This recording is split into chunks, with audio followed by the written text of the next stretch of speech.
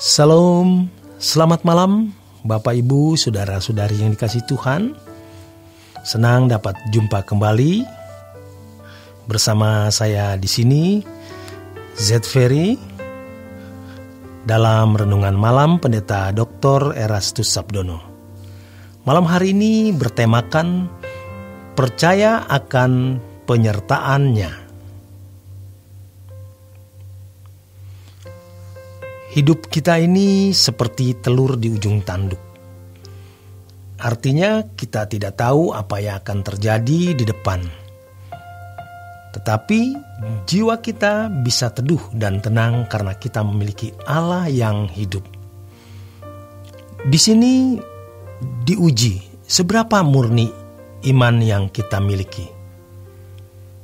Tidaklah sulit kalau kita berbicara mengenai Allah, berkhotbah mengenai Dia, memberikan seminar mengenai Allah, atau menulis buku, membuat jurnal ilmiah mengenai Allah.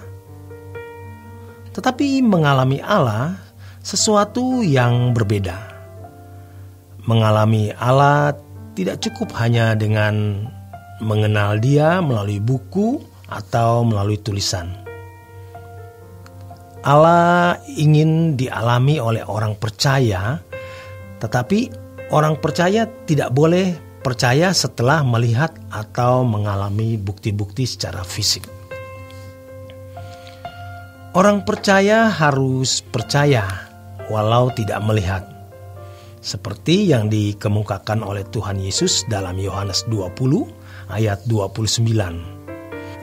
Karena engkau telah melihat aku, maka engkau percaya, Thomas. Berbahagialah mereka yang tidak melihat, namun percaya.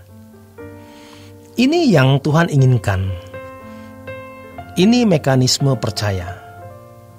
Memang ada orang yang melihat secara supranatural atau mengalami secara supranatural keberadaan Allah, baru percaya. Tetapi kita sebagai anak-anak Allah yang dewasa, jangan ikut-ikutan. Kita harus belajar percaya. Kapan? Ketika kita dalam keadaan terjepit. Alkitab juga menunjukkan ada orang-orang yang belajar percaya melalui keadaan-keadaan yang terjepit. Abraham bisa dikatakan sebagai bapak orang percaya setelah ia melewati tahapan-tahapan hidup.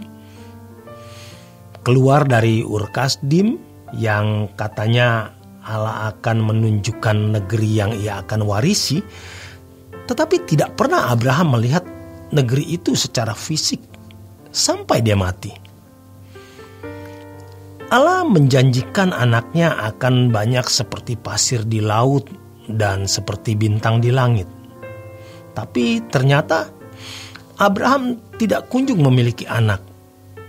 Bahkan di dalam perjalanan dia menjumpai kenyataan-kenyataan yang pahit.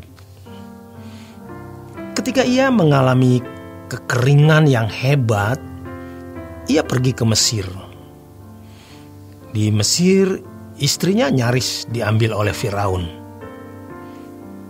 Abraham harus menunggu 24-25 tahun kemudian baru memiliki anak. Ketika sudah punya anak, Allah memberi perintah untuk mempersembahkannya sebagai korban bakaran. Abraham lakukan semua itu. Ia tidak tahu apa yang akan terjadi ke depan. Namun, ia meyakini bukan saja Allah itu hidup dan ada, tetapi juga semua yang diperintahkan olehnya, oleh Allah, itu adalah baik adanya. Tuhan mengizinkan kita dalam keadaan terjepit. Ketika kita tidak melihat jalan keluar dari berbagai sumber, Tuhan bisa membawa kita dalam keadaan seperti ini. Kita dikondisikan oleh Tuhan di dalam keadaan yang begitu pahit, di dalam keadaan yang begitu krisis dan kritis. Pada saat-saat seperti itu, Kita diajar untuk menaruh percaya kita kepada Tuhan. Percaya kepada Allah yang hidup bukan suatu hal yang mudah. Bangsa Israel telah melihat 10 tulah yang ditimpakan Yahweh ke atas bangsa Mesir. Tetapi ketika mereka ada di seberang Laut Kolsom, menghadapi keadaan yang begitu mencekam, di mana Firaun dengan tentaranya datang untuk membunuh mereka, mereka ketakutan. Mereka mempersalahkan Musa. Tetapi dalam keadaan yang terjepit, Allah menyatakan kuasanya.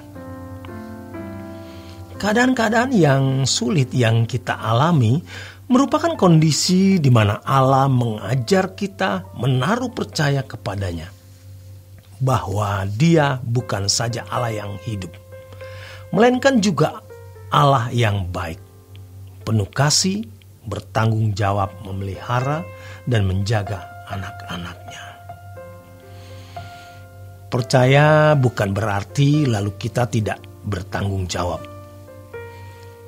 Jangan berkata percaya Tuhan akan cukupi, tapi kita malas. Tidak bisa. Tanggung jawab tidak boleh diabaikan. Kita harus memenuhi bagian kita. Misalnya kalau kita bekerja di satu perusahaan, mungkin ada kata-kata kasar yang menyakitkan. Jangan tersinggung, tetapi teduh. Tetap kerja keras. Mengalah, jangan banyak bicara.